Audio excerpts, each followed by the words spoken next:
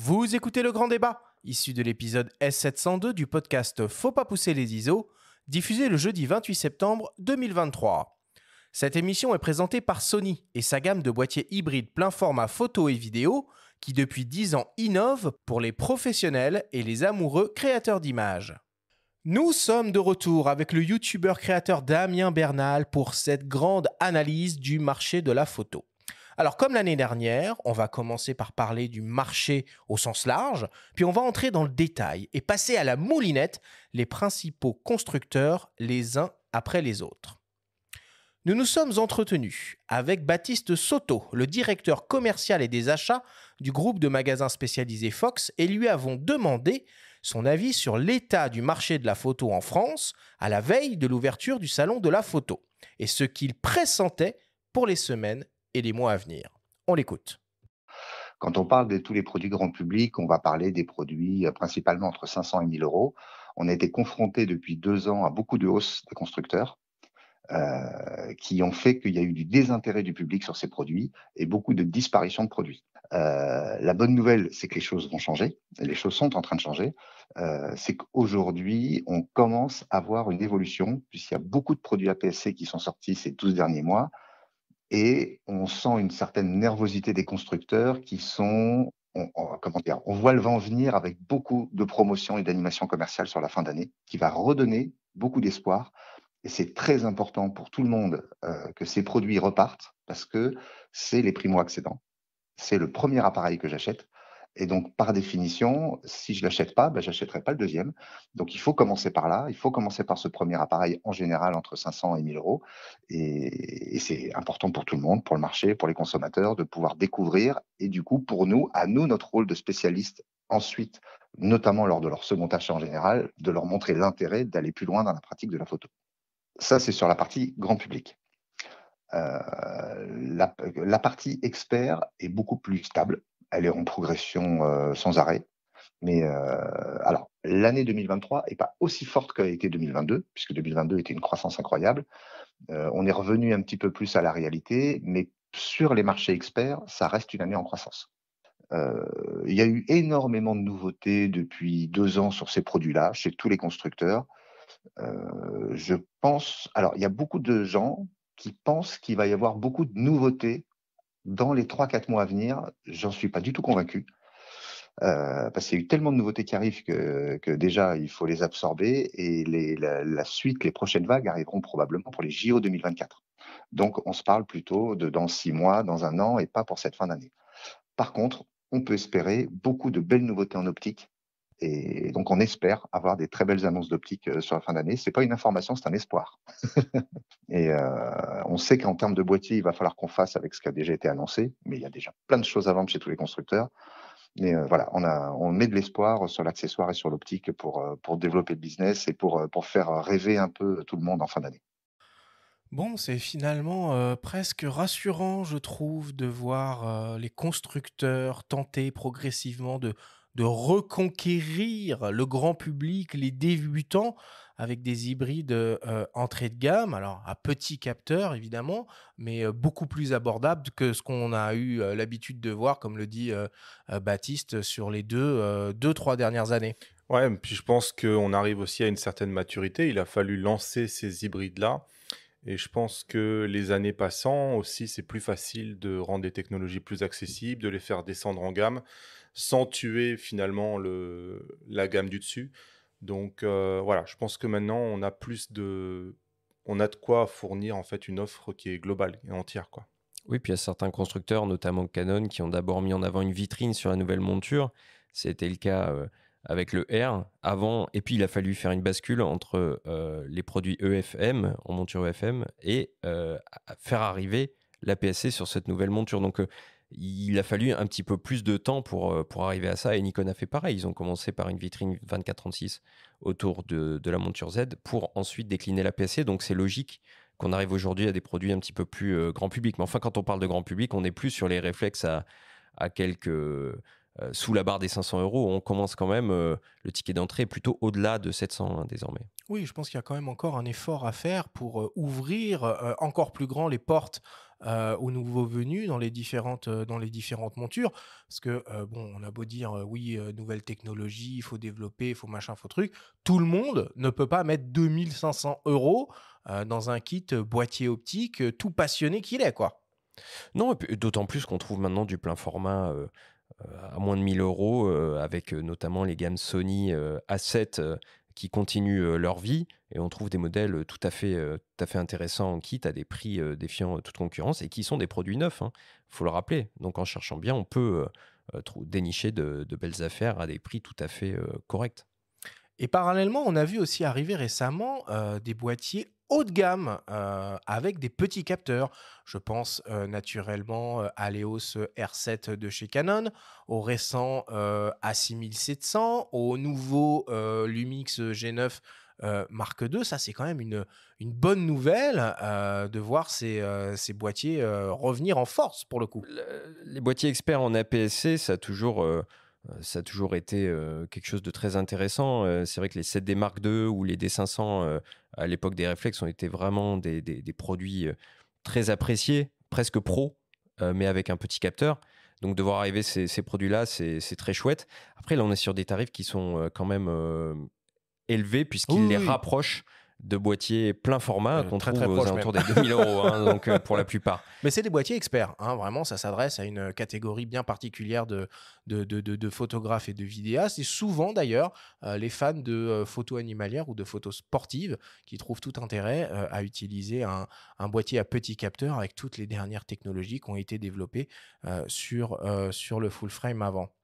Non, puis c'est surtout que quand on voit un G9 Mark II notamment, il y a beaucoup de possesseurs d'optique micro 4 tiers qui vont se réjouir de l'arrivée de ce boîtier-là, parce que tout l'intérêt de ces systèmes-là, en réalité, c'est le compromis entre le boîtier et l'optique. Ouais. Et c'est ça qui va faire la différence, parce que au-delà du prix boîtier nu, entre un G9 Mark II et peut-être un S5 Mark II dans la même marque, il faut tenir compte de l'encombrement qu'on va avoir dans le sac, et donc est-ce qu'on va à chaque fois prendre son boîtier avec soi? C'est finalement la question principale, quoi.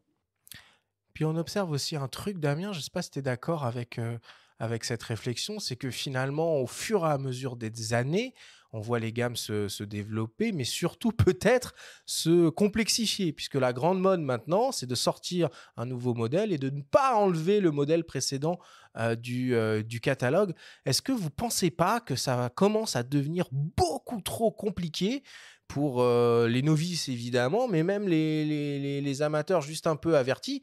Enfin, c'est costaud quand même de s'y retrouver dans toutes ces gammes. Alors, je sais pas s'il faut généraliser parce que effectivement, je pense que tu penses à Sony qui fait beaucoup ça. En grande partie, Ils oui. ont vraiment un modèle tous les 100 €, il y a un modèle différent. Et c'est vrai que je sais pas combien ils ont de boîtiers, mais il y en a peut-être entre 15 et 20. Ils ont toujours fait ça historiquement, hein, même avec Et les bridges. effectivement, et 15 et 20, c'est juste pour les dernières générations. Parce que comme ils gardent toutes les anciennes générations, le nombre de modèles qu'ils continuent de produire est absolument ahurissant. Et il y a probablement que les gens dans les magasins de photos qui arrivent encore à suivre. Je pense que tous les constructeurs qui sont vraiment en position de challenger, par exemple Nikon a un peu moins de boîtiers, ou même Lumix a un peu moins de boîtiers probablement. Alors, clairement moins. Ouais, et je pense que c'est plus lisible, mais du coup ça fait vraiment un marché qui est intéressant. Moi j'attends sur la PSC, tu vois, un successeur du Nikon D500. Bah, bien Complètement. sûr, tout le monde l'attend celui-là. Je pense Mais attention, que, pas de spoil, on va arriver marque par marque. Mais je suis à fond d'accord avec toi. tu vois, par rapport à ce qu'on disait sur la PSC, je pense qu'il y a encore plein de trucs à faire. Ouais. Ouais, carrément. Alors voilà, les constructeurs, ils proposent dans leur gamme une approche par taille de capteur, une approche par form factor. Des fois, c'est pas toujours évident de comprendre pourquoi certains modèles ont des fonctions que d'autres n'ont pas. Il y a quand même un peu une logique pour rationaliser la gamme, de brider en quelque sorte certains appareils de certaines technologies. En tout cas, il y a un truc qui commence vraiment, enfin ça commence pas, ça continue de se développer, c'est toute cette politique de mise à jour de firmware qui permet quand même de faire vivre son boîtier un peu plus longtemps et de bénéficier, dans la mesure où c'est des nouveautés logicielles, des dernières technologies, si elles sont proposées en mise à jour sur les boîtiers concernés. Ouais, là-dessus, tout le monde ne joue pas à égalité quand même, hein. Il y a des très bons élèves et il y a des moins bons élèves. Par contre, c'est vrai que si on est canoniste ou nikoniste, qu'on a connu l'époque des réflexes, etc., on pourra se réjouir de la mise à jour de firmware, notamment là sur le Z9, il y a des mises à jour assez importantes qui peuvent transformer le boîtier en piège photo, par exemple. Après, historiquement, Fujifilm a toujours été hyper généreux sur ses mises à jour, même sur des boîtiers un petit peu anciens. Je crois que le X-T3 a même eu encore droit à une belle mise à jour de firmware au printemps dernier. Donc, c'est bien, mais tous les constructeurs ne jouent pas à armes égales dans ce domaine, je trouve. Ouais, clairement, encore une fois, on peut citer Sony. Moi, je les adore, Sony. Moi, je travaille avec mon Sony A1, un boîtier que j'adore. Mais c'est vrai que quelle frustration en tant que propriétaire de Sony A1 de voir tous les nouveaux modèles qui arrivent avec des nouvelles fonctions et j'en bénéficie d'aucune nouvelle fonction. Il n'y a pas une seule mise à jour, quoi. Donc c'est vrai que moi, je suis un peu frustré par ça, parce que j'aime, tu vois, ce que fait Nikon est absolument incroyable en termes de développement et de mise à jour. Lumix aussi a une politique plutôt Lumix a une politique qui est plutôt généreuse, même même si on va quand même le vérifier là, parce qu'avec l'arrivée du G9 II, on va voir si ça arrive sur le S5 II, on va pouvoir le vérifier. Est-ce que les détections AF du G9 II vont arriver sur le S5 II qui n'en disposent pas? Ouais, ça va être pour intéressant. L'instant, je suis un peu inquiet parce que je pense qu'ils auraient communiqué dessus et probablement qu'ils le gardent pour d'autres modèles. Mais ouais, je pense que la mise à jour du firmware, c'est vraiment un point essentiel.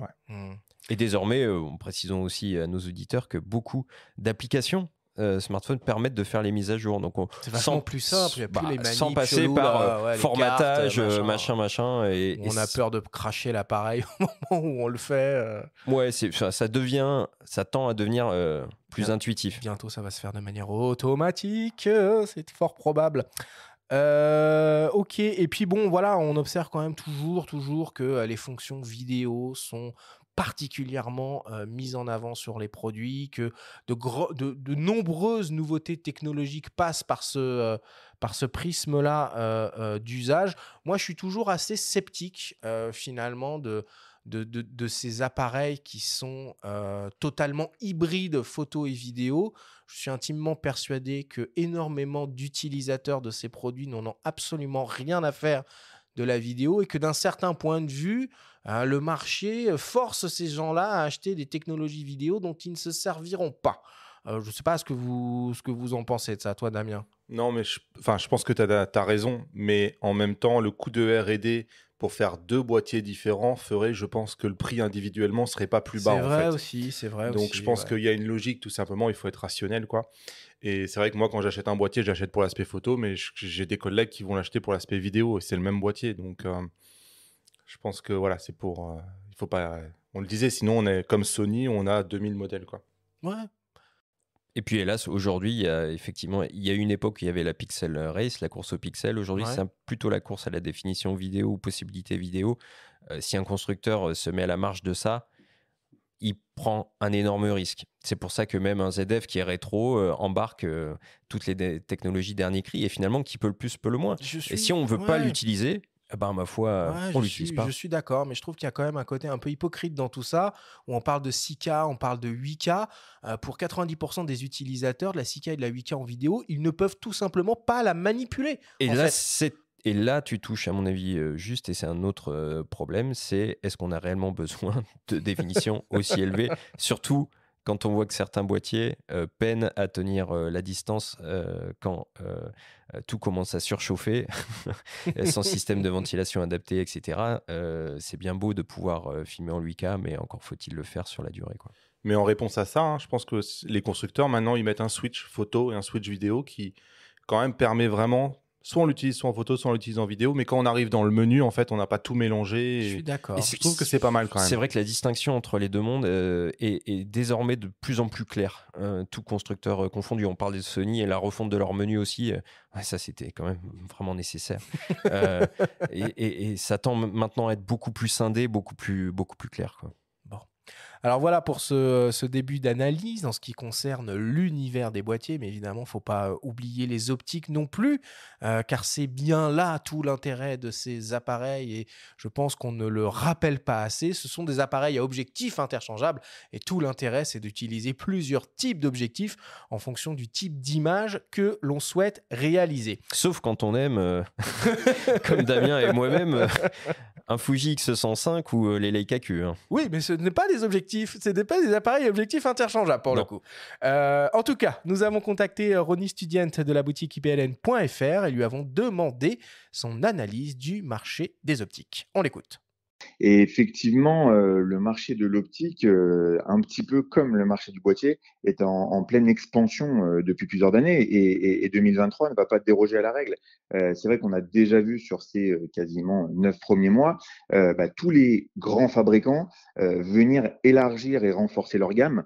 Alors, ça a été chose faite avec Canon et Nikon qui ont développé leur gamme hybride qui aujourd'hui représente la majorité de ce qu'ils sont capables de proposer. Des marques comme Sony, Fuji ou Panasonic qui étaient déjà bien établies sur le marché de l'optique en hybride, sont venus lancer des nouveautés, faire des versions 2 ou des versions 3 de produits qui étaient déjà existants. Et puis, les fabricants tiers, on va parler des principaux, Sigma et Tamron par exemple, sont venus rajouter de l'offre dans les marques concernées, s'ouvrir pour certains déjà à Nikon par exemple, renforcer chez Fuji aussi. Et puis plein d'autres marques comme Samyang, comme Sirui, comme sont là aussi et viennent dynamiser l'offre. Donc, c'est vrai qu'il y a de plus en plus de choix et du coup, ça permet, je pense, aux utilisateurs de pouvoir se trouver beaucoup plus aisément chaussures à leurs pieds. On a la possibilité tout seul de s'informer sur plein de choses. On a la possibilité tout seul de pouvoir regarder plein d'informations, de voir que, par exemple, un 24-70 ouvert sur 2.8 pour mettre sur un Sony, il va y en avoir 4, 5, 6 versions différentes. Après, spontanément, quand tu regardes comme ça juste la fiche technique, tu vas voir quoi? Tu vas voir la focale, tu vas voir l'ouverture, tu vas voir peut-être la fabrication, tu vas voir la distance minimum de mise au point, tu vas voir des éléments comme ça, et puis tu vas voir le prix. Et après, la question, elle est de dire, attends, il y en a un qui vaut tant, l'autre qui vaut 2 fois moins, l'autre qui vaut peut-être 3 fois moins. Pourquoi? Et c'est là où on intervient. C'est-à-dire que après, nous, on est là pour essayer de guider les gens par poser des questions par rapport à leur utilisation, à voir qu'est-ce qui va être le plus important pour eux, bien entendu, derrière, et de pouvoir les guider en disant, toi, non, il faut rester vraiment sur la marque constructrice pour telle ou telle raison. Toi, non, tu peux te permettre d'aller sans aucun problème sur cette marque tiers qui te conviendra parfaitement. Et toi, on peut vraiment se permettre de descendre éventuellement encore un poil plus, sans pour autant avoir une concession qui, par rapport aux besoins, va être significative. Parce qu'au final, la plupart aujourd'hui, il faut être très clair, de la même façon que moi j'aime à le dire, il n'y a plus en tout cas de mauvais boîtiers, il y a très peu de mauvaises optiques. Donc après, c'est simplement de dire voilà, le besoin est ici, et on va mettre en face du besoin l'optique qui semble, un peu comme le boîtier, répondre le mieux à ce besoin. Alors, quand je commençais un peu à me plaindre de la complexification des gammes au niveau des boîtiers, pour ce qui est de l'univers des optiques, j'en parle même pas. Heureusement qu'ils sont là quand même, ces photos spécialistes, que ce soit IPLN, Fox, Camara, Miss Numérique et d'autres, parce que pour suivre un peu, et puis surtout pour savoir la quantité de choix disponibles en fonction d'un usage, d'une catégorie d'objectifs, d'ouverture, et puis pour pouvoir expliquer aux gens pourquoi on peut avoir un 24-70 2.8 qui coûte 3 000 € et un autre qui en coûte 800, quelle est la différence? C'est quand même un sacré taf, ça. Et nous autres aussi, youtubeurs, podcasteurs, on fait ce qu'on journalistes, peut, mais même moi j'ai du mal à suivre. on essaye d'être là pour guider un petit peu les gens dans les usages, essayer de décrypter et d'analyser les différentes gammes. Mais je trouve que c'est quand même plus simple globalement qu'à une certaine époque aussi parce qu'il y a moins de contraintes. Par exemple, un canoniste qui ne pouvait pas utiliser d'optique EFS sur son plein format, aujourd'hui, il ne va pas se poser la question. Alors certes, il faudra qu'il choisisse quand même la bonne optique pour ne pas avoir de recadrage, mais il pourra monter n'importe quelle optique de même monture sur son boîtier Canon. Canon, c'est un peu particulier, c'est le seul constructeur, il n'y a pas encore d'objectif tierce, donc il est un peu obligé de rester chez Canon, lui. Et pour l'instant, mais en tout cas, je pense de ce point de vue-là, c'est plus simple. Et puis surtout, en hybride, il y a ces fameux accessoires qui sont les bagues. Alors tout le monde n'aime pas les bagues, ok, ça rajoute un élément, etc. Mais pour les gens qui n'ont pas tout de suite envie ou les moyens d'investir dans d'autres optiques, ils peuvent encore, ou s'ils ont des optiques qu'ils aiment et dont ils ne veulent pas se séparer, ils pourront toujours trouver une bague qui leur permettra de les utiliser sur leur boîtier avec plus ou moins de possibilités. Mais les montures hybrides pour ça sont quand même assez géniales. Toi, Damien, qui a une connaissance toute particulière, peut-être même une émotion toute particulière autour des appareils Fujifilm, c'est quand même une super bonne nouvelle pour les utilisateurs de voir Sigma et Tamron commencer à proposer des optiques alternatives en monture X. On a à peu près la même stratégie chez Nikon, mais qui est beaucoup plus lente, étrangement, de la part de Sigma et Tamron. Mais en tout cas, chez Fujifilm, il y a grave du choix, quoi, maintenant. Ouais, je pense que même ça a été vraiment un gros revirement il y a 2 ans quand ils ont ouvert parce que ça donne un second souffle à toutes les optiques d'avoir des ingénieurs de chez Sigma, de chez Tamron qui proposent là par exemple le Tamron 11-20 2.8. Bah, c'est vrai que ça fait 10 ans que j'entends que le 10-24, bah oui, on aimerait bien avoir une version 2.8 et ça vient de Tamron et ça va se multiplier et pour chacune des focales, on va maintenant avoir 2 ou 3 choix. C'est génial, quoi. Et surtout 2 fois moins cher. Et surtout 2 fois moins Non, non, mais cher. c'est Ouais, non, non, bah mais c'est oui, pas oui. rien parce que Bah, bien sûr. la qualité est là. Mais c'est vrai que c'est 2 fois moins cher. Donc, ça rend accessible la monture à un nombre de gens qui est 2 fois plus élevé, probablement. Oui, puis il y a des constructeurs tierces comme Laowa ou tout à l'heure on a parlé de Samyang aussi qui produisent des produits assez insolites parfois et qui sont vraiment de qualité quoi. Donc en fait c'est passionnant, c'est riche, c'est dense, mais quand on regarde un petit peu dans le détail, on se rend compte que il y a vraiment l'embarras du choix. Sauf peut-être du côté des bascules et des centrements qui sont des objectifs un peu particuliers qui en hybride sont pour l'instant sauf mis de que côté récemment, à là, part chez Fuji. Voilà. c'est quand même très surprenant que ce soit Fujifilm qui soit le premier constructeur à lancer des optiques hybrides à bascule et décentrement. Alors bon, ça a du sens naturellement avec un moyen format, mais moi j'aurais typiquement plus vu un Sony qui a déjà une gamme quasi complète, qu'on est à la 2e génération pour plusieurs de ces objectifs, commencer par être le premier, en tout cas, à lancer des optiques à bascule et décentrement pour sa monture E. Ok, bon, en tout cas, on voit qu'il y a de la diversification en monture X, on l'a dit, en monture Z chez Nikon, même si c'est un peu plus calme, on aura l'occasion d'en reparler. Voilà, le seul absent de tout ce bénéfice, c'est Canon. Canon avec sa monture RF qui reste encore et toujours verrouillée, fermée à double tour. Bon, alors on pose la question à Canon, on a une réponse. On pose la question à Sigma et Tamron, on en a une autre. Bon, on ne sait plus qui croire au bout d'un moment. En tout état de cause, les utilisateurs de boîtiers Canon n'ont pas d'alternative à l'heure actuelle pour ce qui est de leurs optiques. Et je pense même qu'on en arrive à un point où Canon risque un peu de perdre en quelque sorte des parts de marché ou d'effrayer certains nouveaux arrivants qui pourraient se sentir contraints, coincés dans un système, alors que chez d'autres marques, les choses sont quand même beaucoup plus ouvertes. Après, bon, Canon, ils ont lancé un nombre d'objectifs absolument hallucinant. Je suis d'accord. Je pense que C'est pas le sujet. Non, non, mais je pense qu'ils ont prévu le coup en créant une gamme quand même d'objectifs qui est compacte, qui est abordable. Je suis pas là pour les défendre, mais c'est vrai que le 100-400, je crois qu'il fait dans les 700 euros. Il n'y a pas beaucoup d'équivalents. Par exemple, je ne crois pas qu'il y ait un Nikon 100-400 à 700 euros, tu vois.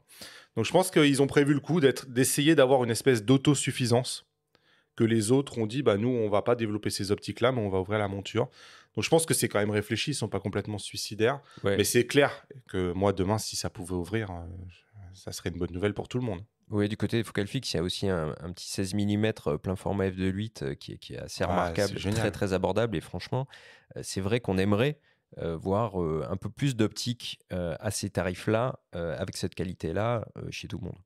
On va clôturer là cette première approche globale du marché de la photo et on va maintenant entrer un peu plus dans le détail et comme je vous l'ai dit, passer à la moulinette les principaux constructeurs. Alors évidemment, pour ne froisser aucune sensibilité, aucune susceptibilité, nous allons aborder ces constructeurs par ordre alphabétique et on va naturellement commencer par Canon, dont on vient de parler tout de suite. Et on vous propose d'écouter le témoignage de Claire-Anne de Villard, la directrice marketing de Canon France. On lui a demandé de nous expliquer pourquoi Canon met actuellement beaucoup d'efforts dans le développement de sa gamme de boîtiers APS-C. On l'écoute.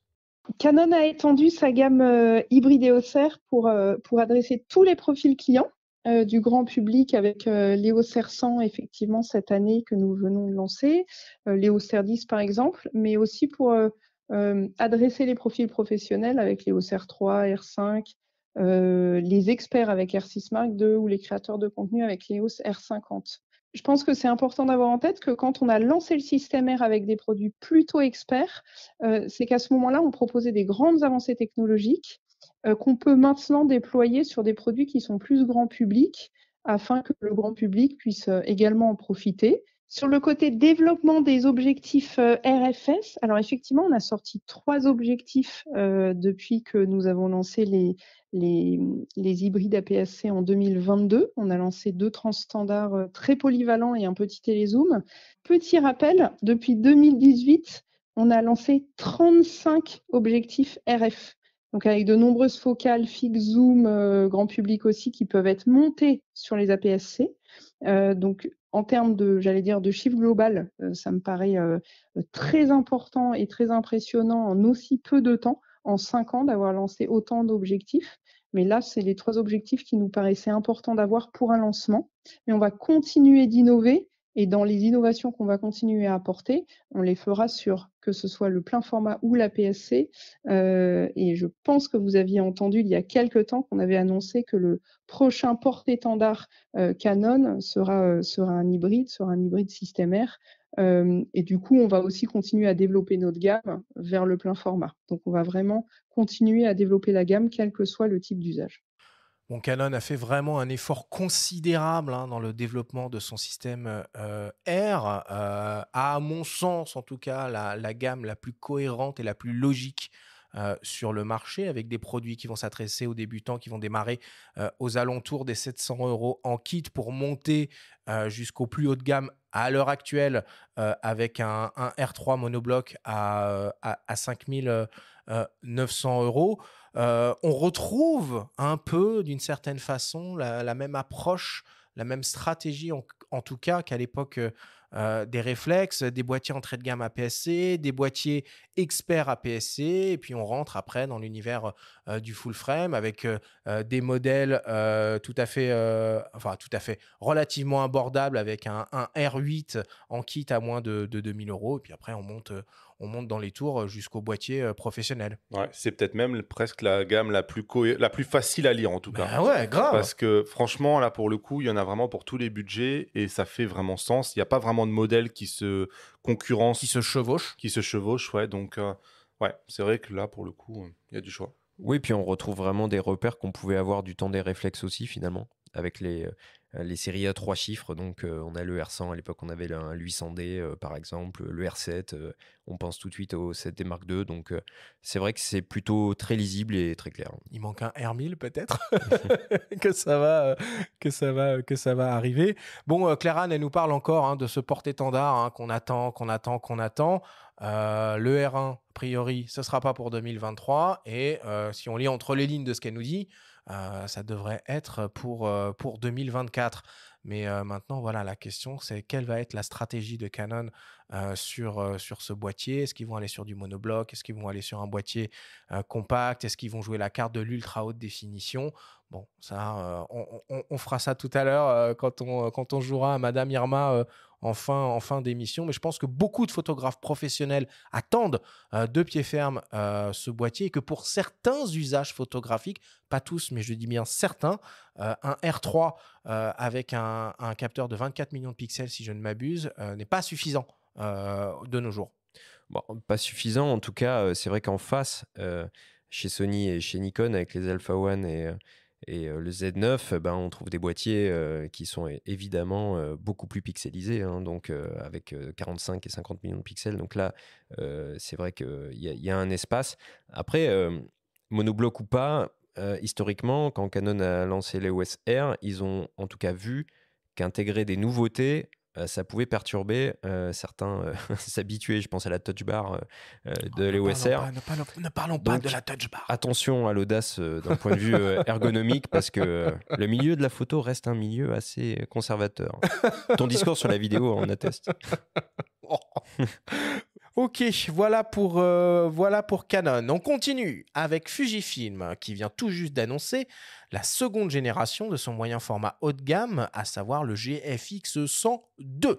Un boîtier plus performant, orienté action, très agressif en vidéo, plus petit et léger que son prédécesseur, et surtout 3 000 € moins cher. Nous nous sommes naturellement entretenus avec Franck Bernard, le directeur de Fujifilm France Imaging, et lui avons demandé comment Fujifilm avait réussi cette prouesse et quelle était la stratégie qu'il comptait mettre en place avec le moyen format à l'avenir. On l'écoute. C'est pas la première fois qu'on s'essaie sur les moyens formats. Il y a déjà quelques années, on a lancé le GFX 100. Donc on a relancé le marché du moyen format. Aujourd'hui, c'était un test fort qui a très très bien fonctionné, positionné sur un prix de vente public au-delà de 10 000 €. Donc aujourd'hui, puisqu'on parle d'inflation, on lance effectivement le GFX 102 qui sera positionné lui à 8 000 €. Et on peut imaginer que les ambitions du groupe sont, maintenant que le marché est établi, bien supérieures au premier boîtier. On peut imaginer aussi avoir fait des économies d'échelle compte tenu des objectifs ambitieux qu'on a sur ce boîtier. C'est vrai qu'à l'époque de l'argentique, le moyen format était plutôt dirigé pour les professionnels, et qu'avec le numérique et le déploiement du moyen format en numérique, c'est bien là l'objectif. Ça n'a pas changé depuis 2 ans ou même 3 ans. C'est de prendre les full frame en tenaille avec une gamme forte, avec des capteurs APS-C, et un développement de gamme moyen format avec des capteurs beaucoup plus puissants, donc beaucoup plus gros. Donc tous les ingénieurs ont travaillé dans ce sens-là pour faire aujourd'hui un boîtier complètement abouti pour attaquer le marché des full frame sans aucun complexe. Bon, moi, je lève mon chapeau, hein, clairement, hein, parce que réussir à baisser le prix de 3 000 € sur un boîtier aussi haut de gamme, je trouve ça vraiment, vraiment chouette. Et puis là, quand même, quand on regarde les specs de ce boîtier-là, le full frame, alors j'allais pas dire a du souci à se faire, mais bon, en tout cas, le GFX 100 n'a pas à rougir sur tous les aspects techniques comparé à un full frame haut de gamme. Damien. Ouais, c'est clair. Alors après, moi, c'est vrai que le GFX, je vais être franc, je les ai jamais essayés. Ok. Donc, Bah alors, j'ai beaucoup incroyable. travaillé sur la gamme X. Et Toi qui as tout ce qui passe avant-première. je n'ai jamais essayé un GFX. Et qu'est-ce qui se...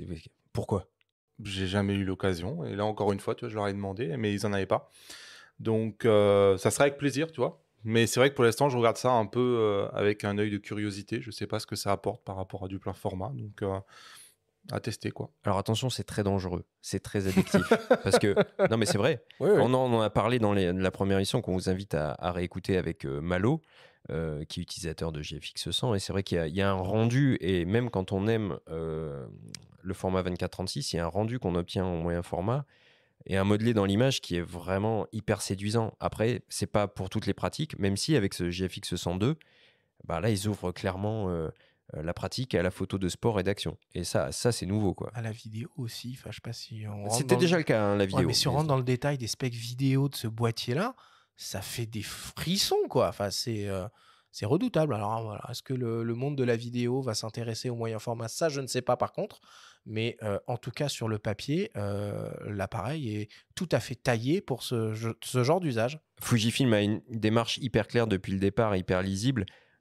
Et ce que dit Franck Bernard, c'est intéressant. Ils prennent vraiment le 24-36 en tenaille, et c'est vraiment l'image avec la PSC, des boîtiers très haut de gamme, avec de très haute définition, et le GFX de l'autre côté. Donc ils ont pris le parti, eux, de se mettre à l'écart du marché du plein format, et franchement, pour l'instant en tout cas, ça a l'air de leur réussir, quoi. Ouais, puis bon, sur le moyen format, ils ont très peu de concurrence.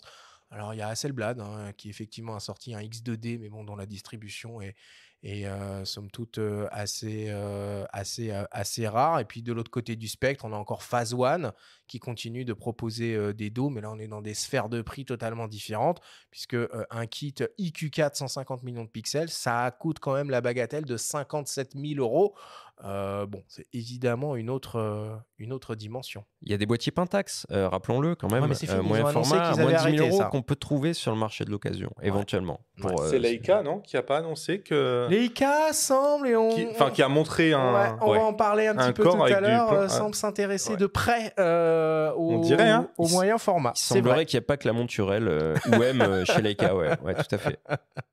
Bon, en tout cas, chez Fujifilm, s'il y a bien un produit qui agace d'une certaine façon, c'est l'absence, l'introuvabilité, même si ce terme n'existe pas, du X100, qui est un appareil qui devient presque une légende, un mythe. On ne le trouve pas, il est très demandé et surtout on n'a pas de successeur sur ce produit-là. Moi, ça me paraît dingue quand même qu'un industriel comme Fujifilm, en voyant l'engouement qu'il y a autour de ce produit, ne dise pas ah, tiens, on va peut-être signer la suite là parce que il y a du monde qui attend. Moi, je vois pas de quoi tu parles. Moi, j'ai un X105, je le garde précieusement sous scellé. Il bouge pas de chez moi.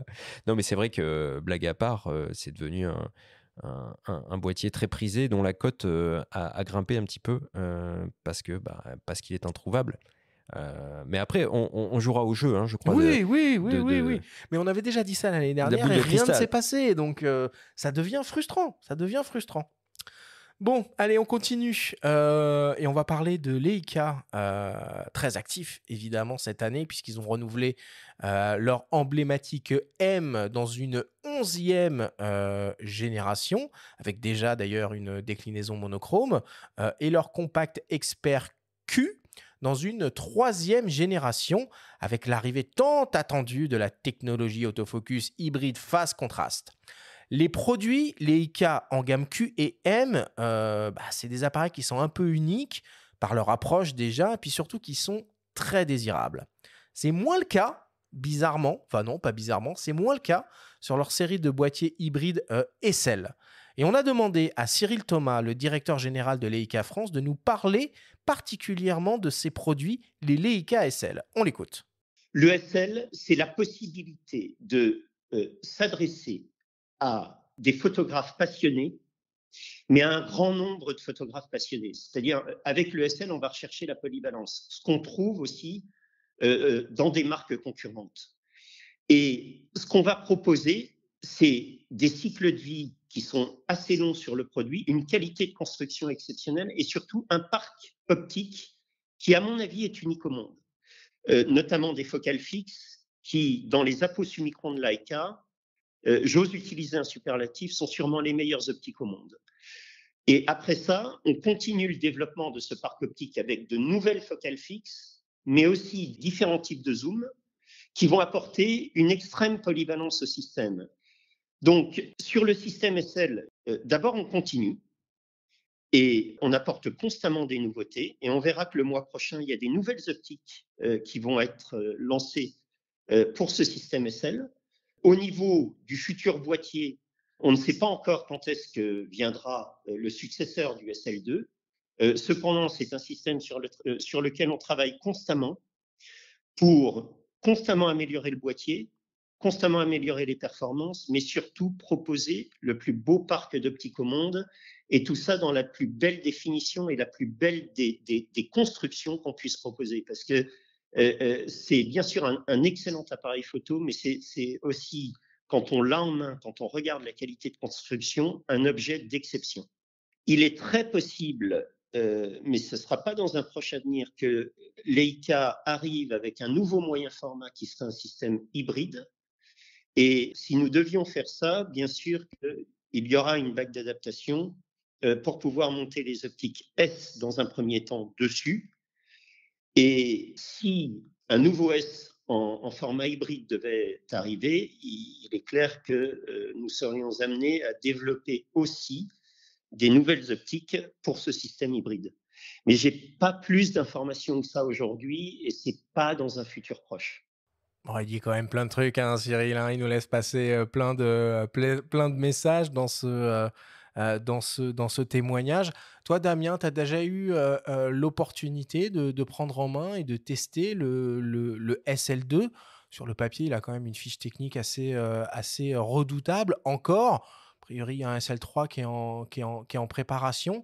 C'est quoi qui différencie finalement ces boîtiers de la concurrence qui est redoutable sur ce créneau-là?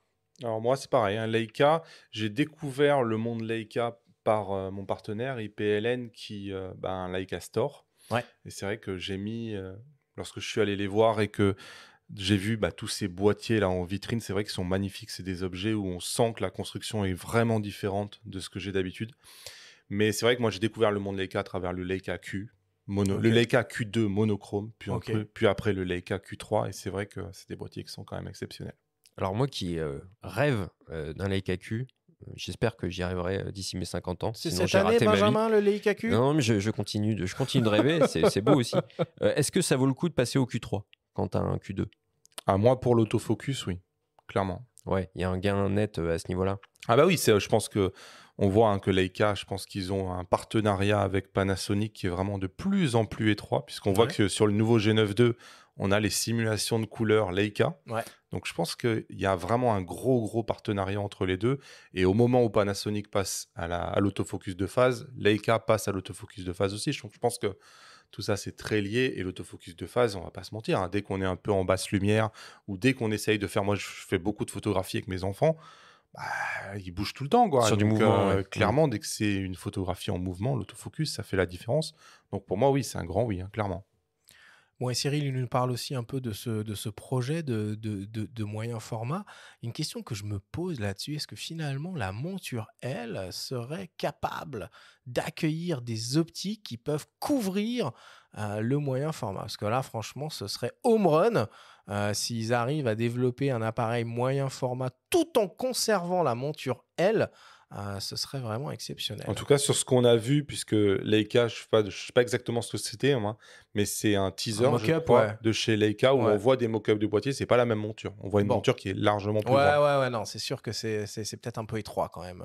Qui ressemble à une monture qu'on a déjà vue par le passé chez Leica, qui est plus de l'ordre du S, quoi. La monture S. Voilà. D'ailleurs, Leica qui a annoncé arrêter la production de S là, il y a quelques jours. Alors voilà pour Leica. On continue notre petite tournée avec Lumix qui vient de lancer le G9 Mark II, un appareil micro 4 tiers expert pour les photographes, mais pas que. Et nous sommes entretenus avec Mathilde Lécuyer, qu'on connaît bien, chef de produit Lumix, et lui avons demandé comment Lumix comptait faire cohabiter le monde du micro 4 tiers et celui du plein format. On l'écoute. Alors, c'est deux utilisations totalement différentes.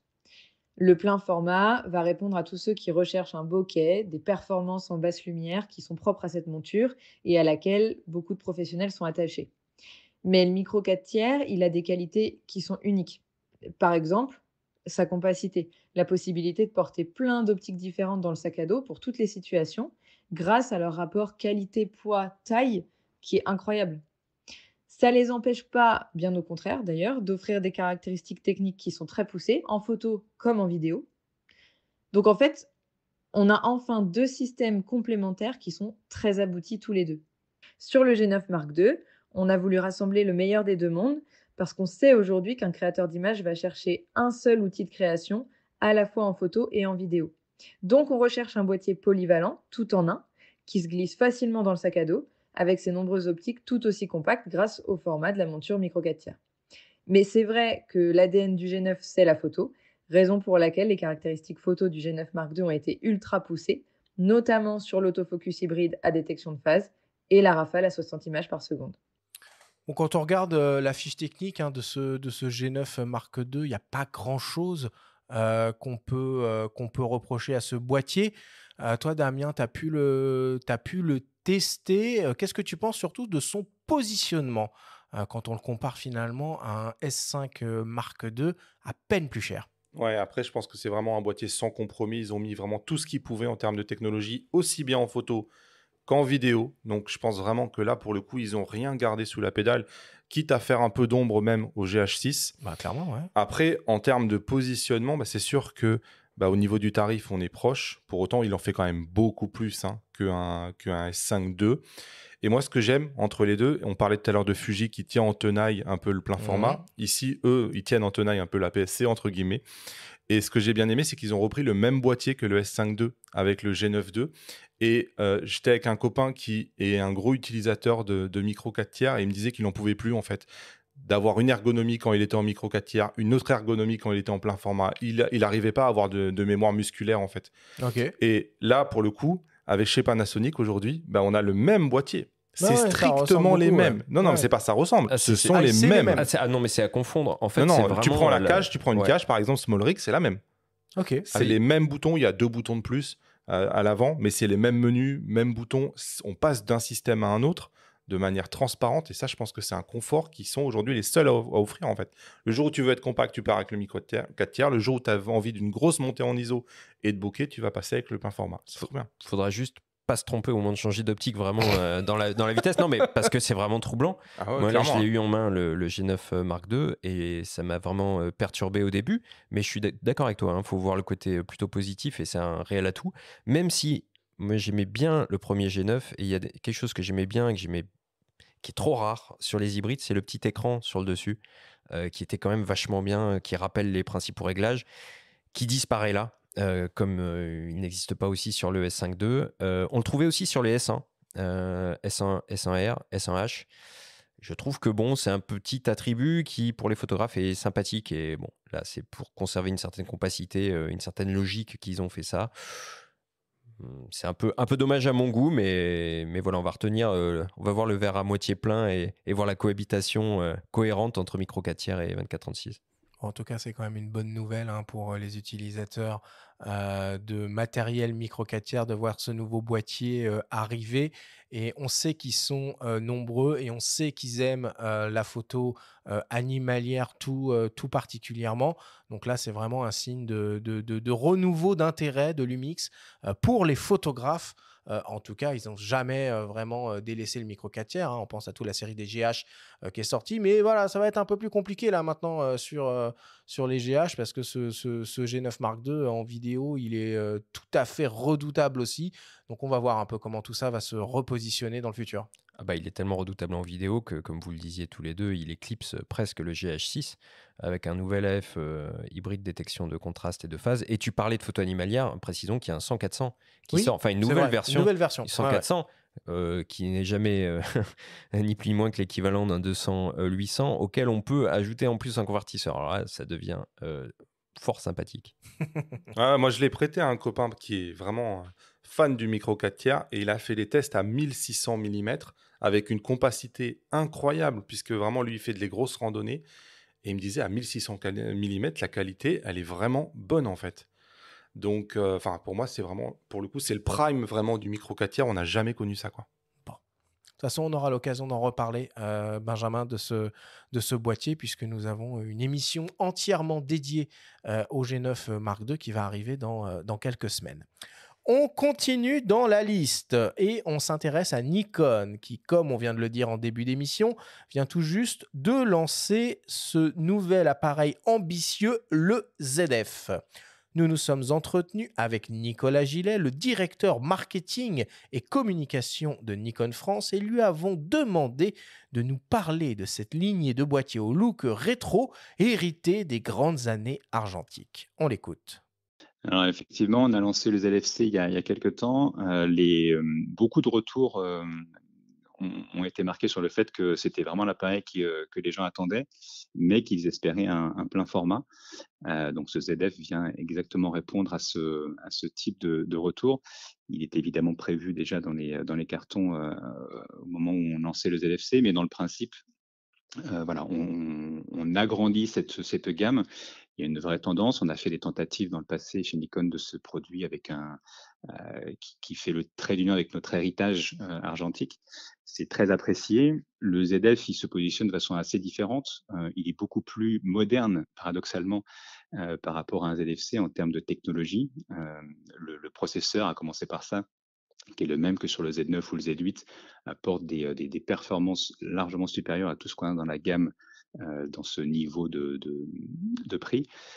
Donc une modernité interne beaucoup plus intéressante et une construction aussi plus résistante. Le ZF, c'est un boîtier amateur averti, pro. Il a effectivement une attractivité intéressante auprès des photographes de par son look, son héritage lié de la lignée des FM, FM2. En revanche, d'un point de vue technique et de ce qu'il propose, il va aussi intéresser les vidéastes. Donc c'est à la fois une performance technique et un objet de désir. Moi, je suis assez d'accord avec Nicolas. Ce FZ, c'est un objet de désir.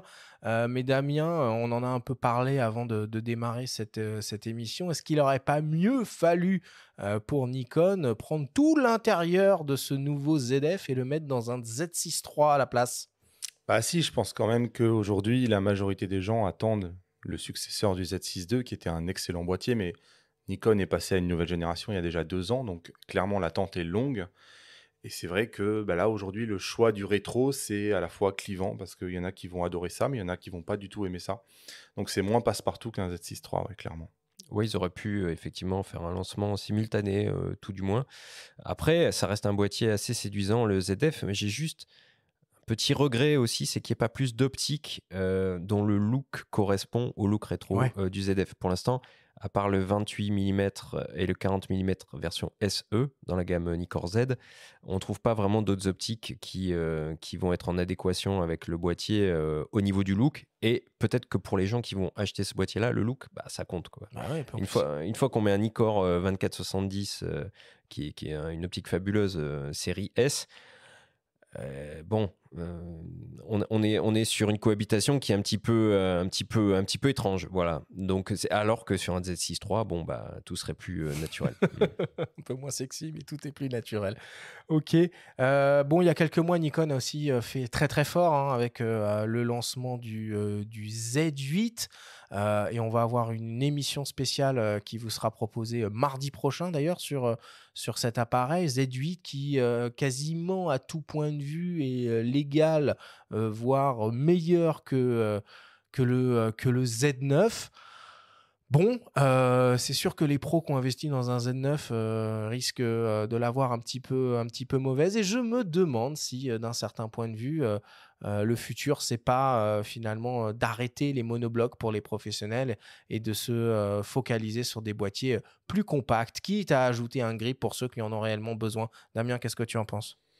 Ah, c'est clair que le Z8, c'était vraiment un boîtier d'exception parce que du capteur empilé en plein format à ce tarif-là, bah, c'est vrai que quand on regarde la concurrence aujourd'hui, personne ne l'avait jamais fait. Donc, incroyable. Encore une fois, c'est ce que je disais tout à l'heure, mais pour Lumix, bah là, Nikon l'a fait aussi sans. Bah oui, ils vont faire de l'ombre au Z9, mais tant pis, ils l'ont fait quand même. Et ça, on aime bien, je pense, quand les constructeurs sont pas là en train de protéger des petites fonctions et compagnie, et qui mettent tout ce qu'ils peuvent. Et donc ça, c'était vraiment cool. Après, c'est la même chose avec le Nikon ZF, hein. Je pense que Nikon, aujourd'hui, ils innovent quand même beaucoup. Et ouais, ouais, Énormément! ça innove Ah, vraiment beaucoup. Et en termes de technologie, ils commencent à proposer des choses qui sont sans arrêt innovants, quoi. et puis différente. Ouais, ouais, différent. Une Bah, là, approche qui est différente, quoi. tout à l'heure, on parlait de la stabilisation Ouais. qui n'est pas centrée par rapport au centre comme tous les autres hybrides sur le marché, mais par rapport à la position du collimateur, c'est des choses qu'aujourd'hui, bah, c'est les premiers à nous montrer ça, quoi. Oui, puis comme à l'époque, on parlait de faire de l'ombre au Z9, mais finalement, Nikon a toujours eu plus ou moins cette logique, puisque quand ils sortent le D700 à l'époque, le D700 faisait soi-disant de l'ombre au D3, et finalement, tout a cohabité plutôt très bien, et des pros se sont même emparés des deux quand ils avaient pas besoin du réflexe monobloc, ils prenaient le D700, là on pourra faire la même chose. Et le Z8 surtout, c'est le successeur du D850, c'est le vrai successeur d'un réflexe, peut-être le meilleur réflexe jamais conçu. Et c'est vrai que là, on est face à un boîtier qui est extraordinaire, sans obturation mécanique, qui lui offre une durée de vie, a priori, plutôt longue. Voilà. Ok, allez, on continue avec un nouveau venu, mais qui n'en est pas réellement un.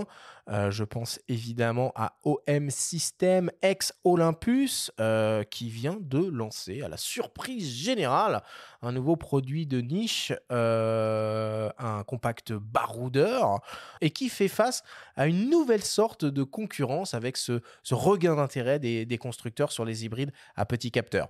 Nous nous sommes entretenus avec Thierry Bourque d'OM Digital Solutions et lui avons demandé finalement comment OM System réagissait au retour des hybrides à petit capteur sur le devant de la scène du marché de la photo. On l'écoute.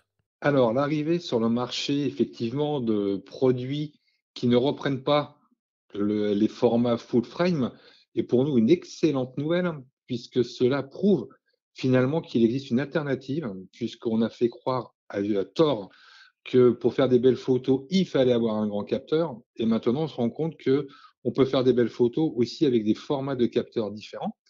et que la portabilité, finalement, est aussi un élément à prendre en compte pour les utilisateurs. Donc, voir des marques, pour nous, venir proposer des produits avec des capteurs plus petits que le full frame est plutôt un élan pour nous encourager dans cette direction, puisque cela prouve qu'il existe une alternative au full frame, puisque les autres marques suivent un peu également cette mode que nous avons, nous, initiée il y a quelques années sur des capteurs plus petits, qui feront que le boîtier sera plus petit et plus compact et plus léger, forcément, pour les photographes, puisque c'est une attente de la part des photographes utilisateurs.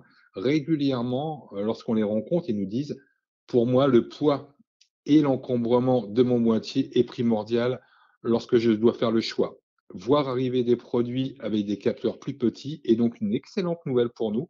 Et bien au contraire, cela va permettre de faire le focus sur le pourquoi d'un capteur plus petit dans un appareil photo aujourd'hui. Et surtout, ça ne sera absolument pas au détriment de la qualité de l'image au final.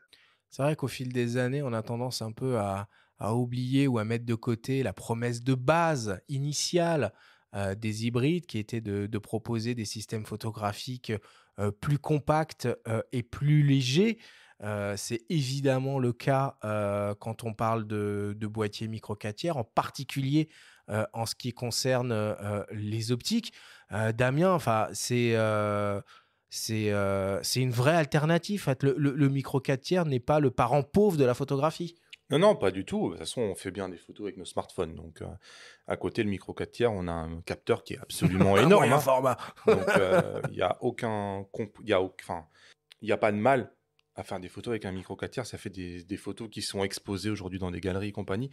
Par contre, effectivement, moi, je l'ai vu avec le G9 II. Je faisais des photos avec le 100-400. Malgré tout, on était en pleine journée, mais il y avait un peu de nuages. Et c'est vrai qu'on monte dans les ISO assez rapidement aussi. Et que la qualité en ISO, on va pas se mentir, c'est pas non plus un plein format. Moi, à 3200 ISO, j'étais un peu à la limite, moi, de ce que j'acceptais. Donc c'est bien, tant qu'on manque pas de lumière, qu'on est en pleine journée, franchement, on fait des choses absolument exceptionnelles. Après, comme tous les formats, il y a aussi leurs limites, quoi. Oui, puis il y a une dimension créative du micro 4 tiers qui est toujours intéressante et OM System est, à ma connaissance, la seule marque qui produit des appareils hybrides à intégrer des filtres ND dans certains de ses boîtiers, dont l'OM1. Et on a des filtres ND intégrés jusqu'à 64, ce qui permet de faire de la pose lente sans se trimballer avec tout un arsenal de filtres Yes. parfois. Et c'est quand même pas mal, quoi. Donc ça veut dire aussi que c'est vraiment des systèmes qu'on peut trimballer un peu partout. En rando, on va pouvoir prendre des télés et faire des photos qu'on sortirait peut-être pas, ou du moins avec plus de contraintes en plein format. Donc non, ça reste un système tout à fait valable. Et par rapport aux faibles lumières et à la montée en sensibilité, bon, l'efficacité de la stabilisation et notamment de la double stab chez OM System et chez Lumix, quand on utilise les optiques maison, permet quand même à main levée de s'en sortir et de compenser un petit peu, même si tout à fait au niveau de la dynamique et du rendu, on n'atteindra pas ce qu'on obtient en 24/6. Ouais, et puis OM System, ils ont encore une longueur d'avance technologique, on va dire, puisque c'est les seuls à proposer un capteur empilé en micro 4 tiers. Il y a de fortes chances que ça devienne la norme pour tout le monde dans les années à venir, mais à l'heure actuelle, c'est les seuls à proposer ça en micro 4 tiers. Ok, allez, on continue et on va parler de Ricoh Pentax qui a annoncé en fin d'année dernière travailler sur un mystérieux projet d'appareil photo, accrochez-vous, argentique. Et nous sommes donc entretenus avec Yazid Belmadi de Ricoh Imaging et lui avons demandé de nous faire un petit point sur l'état des lieux de ce projet. On l'écoute. Donc effectivement, nous avions annoncé en décembre dernier le lancement d'un projet sur des produits argentiques. Donc bien sûr, le projet est toujours d'actualité. Il verra le jour donc au printemps 2024 avec l'arrivée déjà de 2 produits. Concernant le type d'appareil photo argentique que l'on sortira donc au printemps prochain, il s'agirait donc dans un premier jet de 2 compacts, mais compact haut de gamme par les caractéristiques techniques, mais pas en termes de prix, donc ils seront relativement abordables. Donc ça sera un premier jet donc de compact et suivi donc de réflexes bien entendu, ce qui est quand même la pierre angulaire donc de ce type d'appareil. C'est un projet donc depuis que nous l'avons annoncé en décembre 2022. On a eu beaucoup de retours de revendeurs, de consommateurs potentiels qui nous ont fait part de de leur impatience à voir ces produits arriver. Donc, il y a apparemment une très forte demande pour des produits, des appareils photo argentiques. Effectivement, notre stratégie depuis déjà pas mal d'années est de travailler donc par produits très, très, très nichés, ce qui nous réussit plutôt bien. Et pour cela, en fait, la direction Japon se base sur des sondages faits auprès des consommateurs japonais, donc consommateurs de la marque bien sûr, mais aussi au-delà. Et tout comme effectivement la gamme GR, donc les argentiques sont le projet de sortir des appareils argentiques, c'est simplement donc le fruit d'une concertation donc très poussée avec nombre d'acteurs de la photo et notamment donc les consommateurs japonais, puisque par expérience, on sait que ça marche plutôt bien quand on fait des produits à la demande des consommateurs, donc les premiers concernés en fait. Bon, on pourrait les trouver un peu farfelus, hein, Ricoh Pentax, hein, avec leur stratégie. C'est quand même le seul constructeur qui fait encore des réflexes. Ils produisent un compact expert légendaire à capteur APS-C. Puis là, ils nous annoncent qu'ils vont se relancer sur l'argentique. Moi, je trouve ça très, très cool. J'ai très hâte de voir ces deux premiers compacts argentiques, si effectivement la qualité et de l'objet et de l'optique est au rendez-vous. Ça peut vraiment faire un truc très très chouette. Qu'est-ce que vous en pensez, messieurs? Oh bah, est-ce qu'il y aura marqué Asahi sur le prisme est-ce qu'il y aura un prisme d'ailleurs sur les compacts? Non, ça va être intéressant de voir tout ça, mais Ricoh, c'est un peu les rois du pas de côté, très clairement. Ils sont très singuliers, hein. Les GR n'ont pas vraiment d'équivalent sur le marché. Le K3 monochrome récemment, qui est un réflexe noir et blanc, alors là, plus niche, on ne fait pas. C'est une stratégie qui a l'air de fonctionner si on en croit Yazid. En tout cas, c'est très audacieux. Et quitte à se démarquer, oui, c'est ça. Il faut miser sur des niches. Mais bon, il nous tarde de voir ce que ça donne. Moi, la principale question qui se pose avec ce retour sur l'argentique, c'est la disponibilité des films qu'il y aura. Et c'est d'éventuels partenariats avec des fabricants de films aussi. Parce que le nerf de la guerre, ça va être aussi le coût de l'achat de films, de développement. Et c'est un budget qui n'est pas anodin. Et par contre, s'ils vont là-dessus, c'est clairement, mais on le voit, on a parlé tout à l'heure des FM2 chez Nikon, ces boîtiers-là, argentiques des années 80, on la cote. Les prix sont passés d'une centaine d'euros à 300, 400 euros aujourd'hui sur les sites de revente en ligne. Donc, il est clair qu'il y a un engouement et un intérêt pour l'argentique, surtout auprès des jeunes générations. Après, est-ce que ça va vraiment durer? Et on verra aussi à quel prix il va proposer ces compacts Il annonce Ricoh. quelque chose d'abordable, hein, en tout cas. Ouais, qu'est-ce que veut dire abordable en 2023 et qui plus est en 2024? On verra. 1200 euros. Ce sera intéressant. Ok, allez, on continue. Notre tour des grands constructeurs photo-vidéo et on passe à Sigma qui développe inlassablement sa gamme d'objectifs dans plusieurs montures. Elle, bien entendu, hein, puisqu'ils sont au cœur de la Helmut Alliance, mais aussi Sony E, Fujifilm X et plus récemment Nikon Z. Nous nous sommes entretenus avec Foucault Prové, le directeur de Sigma France, et lui avons demandé de nous parler de la stratégie de Sigma sur les nouvelles montures X et Z. On l'écoute. Ce qu'il faut rappeler, c'est que la monture X, c'est avant tout une monture qui a été créée pour des capteurs au format APS-C, et ça a l'air d'être destiné à le rester. Nous avons, dans notre gamme, toujours eu des produits APS-C, que ce soit en réflexe à l'époque ou aujourd'hui en hybride. Ce que nous avons fait, c'est que donc jusqu'à présent, nous avons porté des objectifs qui avaient été conçus plutôt pour la monture E APS-C vers la monture X, mais on s'est aussi aperçu qu'il y avait une demande pour des optiques autres dans notre portfolio, et notamment le 100-400 que nous venons d'annoncer, qui, bien qu'elle soit conçue pour une monture plein format FE ou L au départ, s'adapte très bien en termes de gabarit, de poids, d'équilibre, avec des boîtiers APS-C. Et donc on a choisi de porter cette optique vers la monture Fujifilm X. Et pour le futur, ce que nous allons faire, c'est que nous allons développer à la fois des optiques APS-C pour cette monture et adapter des optiques plein format si on estime que dans notre portfolio de produits, certains peuvent intéresser les utilisateurs Fuji X. Pour la monture Z, Sigma a décidé de s'orienter d'abord avec ces optiques-là, le 16, le 30 et le 56, tous d'ouverture 1.4, mais qui couvre les capteurs APS-C. Et malheureusement, je n'ai pas beaucoup d'informations complémentaires à vous apporter aujourd'hui. Tout cela étant lié à un contrat de licence que la société Sigma a signé avec la société Nikon. Et nous n'avons malheureusement pas la possibilité de vous donner beaucoup plus d'informations aujourd'hui. Je ne vais pas pouvoir vous en dire beaucoup plus sur la monture RF aujourd'hui. Il y a des discussions, nous le savons, entre nos dirigeants au Japon et forcément des dirigeants de chez Canon Inc. Au Japon également. J'ai cru lire récemment dans un article de la presse américaine des responsables de chez Canon qui disaient qu'ils observaient les différents produits disponibles qui pourraient s'adapter sur leur monture et qu'ils choisiraient en fonction de leurs besoins et de ce qu'ils estiment pouvoir apporter du plus à leurs utilisateurs de boîtiers Canon. Je ne peux que vous inciter à patienter encore et à attendre des nouvelles qui, ne vous inquiétez pas, nous serons très heureux de les partager dès que nous aurons de plus en plus d'informations. Damien, c'est une super bonne idée finalement de développer, d'adapter des objectifs full frame en monture APS-C et en l'occurrence en monture Fujifilm X. Alors ça a évidemment beaucoup de sens pour les télézooms, un peu moins pour les grands angles, mais en soi c'est mortel comme idée. Alors oui et non.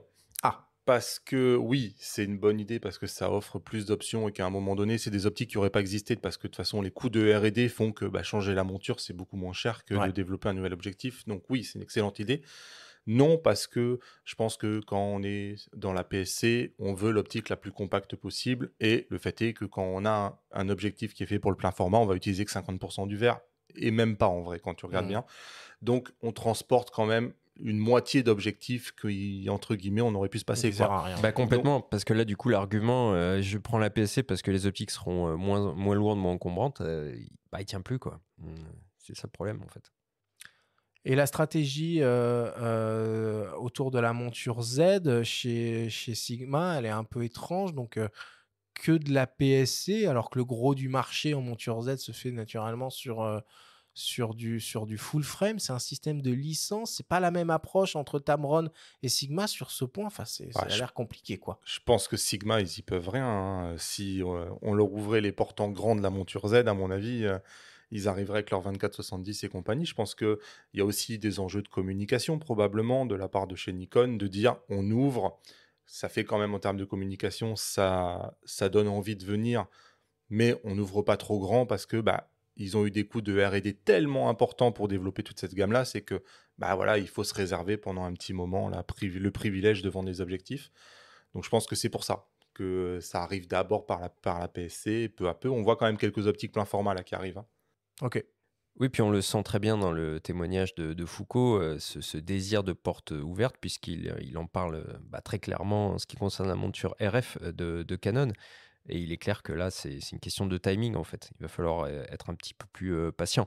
Mais en termes de patience, il y a aussi un élément chez Sigma dont on ne parle plus trop ces derniers temps, c'est ce fameux boîtier hybride Foveon 2436. Oui. Alors, j'ai des informations à vous donner. Hein. J'ai posé la question à Foucault, évidemment. Je ne l'ai pas mis dans la capsule. Ils en sont au même point que l'année dernière, en fait. Le projet est évidemment toujours en cours, mais ils font face à des problématiques de sous-traitance industrielle pour passer le capteur en phase de prototypage. Voilà, je crois que c'est ça. Ils n'arrivent pas à trouver des partenaires ils ont du mal en tout cas à trouver des partenaires qui leur donnent accès à des lignes de production pour faire ces tests de prototypage, puisque a priori, voilà, vu que le marché du full frame est en expansion totale, il n'y a pas de place, ou en tout cas c'est difficile de trouver de la place pour des projets comme ça, en tout cas à ce stade de développement.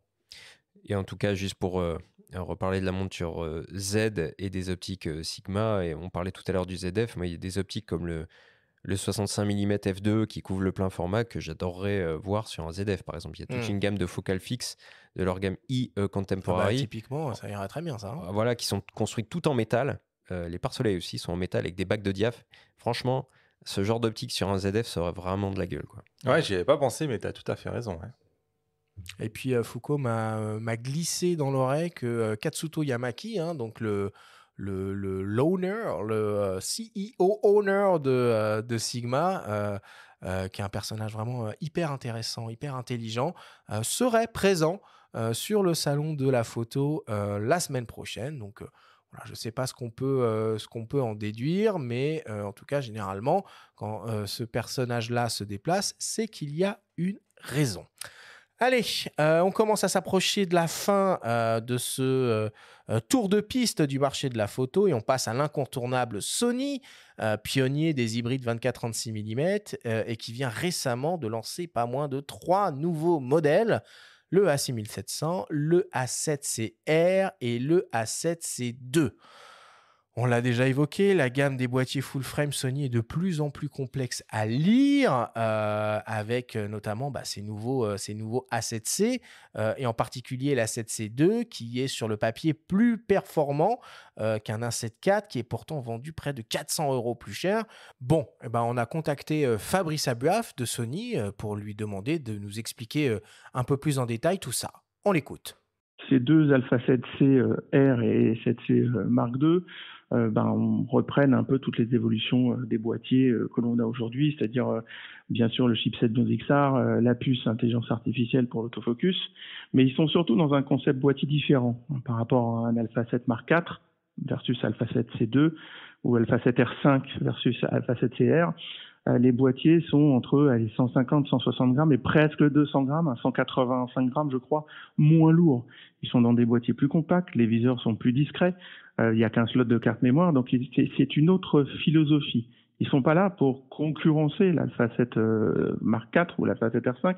Ils viennent offrir une autre ergonomie, une autre façon de prendre des photos ou de capturer des vidéos pour d'autres types d'utilisateurs. Mais c'est vrai qu'aujourd'hui, l'Alpha 7C Mark II dispose d'évolutions technologiques que n'avait pas à l'époque l'Alpha 7 Mark IV. C'est pas l'un contre l'autre, c'est vraiment deux boîtiers qui se complètent complètement, qui offrent une différente approche. Et effectivement, on va pas, parce que l'Alpha 7 IV est déjà sorti il y a 2 ans, un peu plus de 2 ans, on va pas brider l'Alpha 7C Mark II. Donc on propose aussi avec toutes les technologies qui arrivent et qui sont présentes sur nos boîtiers de dernière génération. Il faut comprendre que ça fait aussi 10 ans qu'on fait de l'alpha en hybride plein format et que donc on a eu le temps de décliner et de proposer beaucoup de boîtiers avec des spécificités particulières, vidéo, photo très haute définition, ultra vitesse. Voilà, donc je pense que on est toujours là pour expliquer notre gamme aux utilisateurs, aux photographes amateurs et professionnels. Il faut venir nous voir et il n'y a aucun problème, on explique.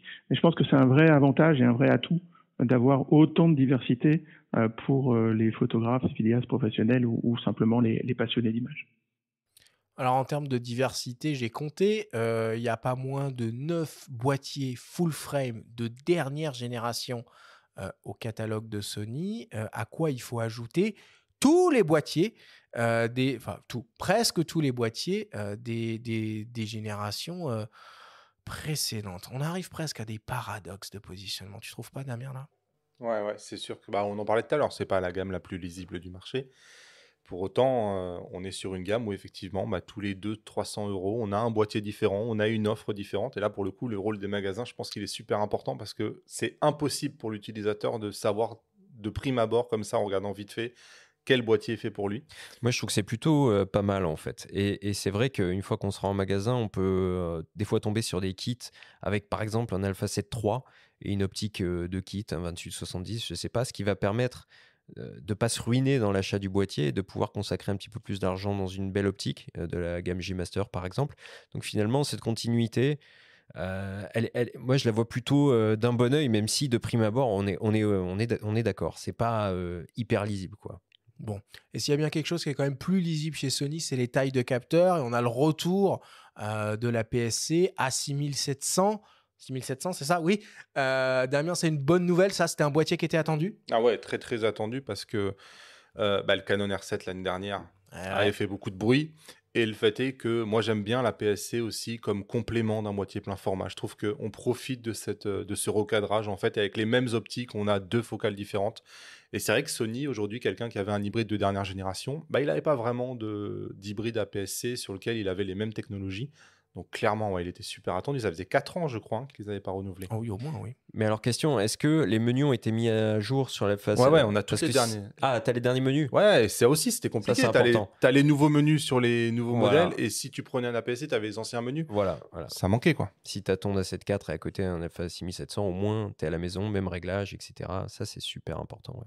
Et Damien, moi je voulais te poser une question. Il y a Sony qui a fait beaucoup d'efforts là ces derniers mois pour développer des nouvelles fonctionnalités d'assistance à la prise de vue en vidéo, principalement orientées sur le vlog. Alors il y a des produits dédiés, mais il y a aussi des technologies embarquées qui s'appuient sur la reconnaissance et la détection de sujets. Toi, en tant que professionnel du vlog, de quel œil tu vois ces technologies d'assistance? On est vraiment sur ça, c'est le futur, ou on est sur des trucs gadgets? Non, ça c'est le futur, je pense, parce que aujourd'hui, il y a beaucoup de gens qui travaillent tout seuls, et le rôle de l'appareil, notamment quand on voit tout ce que fait les smartphones aujourd'hui, c'est de pas être largué par rapport à ce que fait les smartphones. Et clairement, le fait d'investir dans des technologies basées sur l'IA qui sont super intelligentes, ça vient dire ouais, on a un appareil photo, mais il n'est pas bête, mon appareil photo. Il est capable de recadrer en fonction du sujet, de savoir où je suis. Même par rapport, ils ont fait une stabilisation dynamique qui reprend un peu ce que font les smartphones ou ce que font la GoPro en recadrant, mais ça ne bouge pas du tout, même si vous êtes en train de courir comme une caméra d'action. Donc je pense que les appareils photo, ils doivent pas être largués par rapport aux smartphones, et c'est vraiment ce qu'est en train de nous montrer Sony, quoi. Et pour le coup, Sony est précurseur et très innovant sur ces sujets-là. Sony, ils avaient vu beaucoup de choses juste avant les autres, hein. Le fait d'avoir une seule monture pour la PSC, le fait d'ouvrir aux marques tierces. Finalement, on se rend compte que c'est eux qui, quelque part, avaient raison avant les autres, quoi. Oui, puis ils conservent une énorme avance, du coup, et c'est logique sur leur gamme optique. Et quelque chose qu'il faut absolument dire aussi à ce niveau-là, c'est que maintenant, ils sont dans des versions 2 de leurs optiques Pro et de 8, Tellement.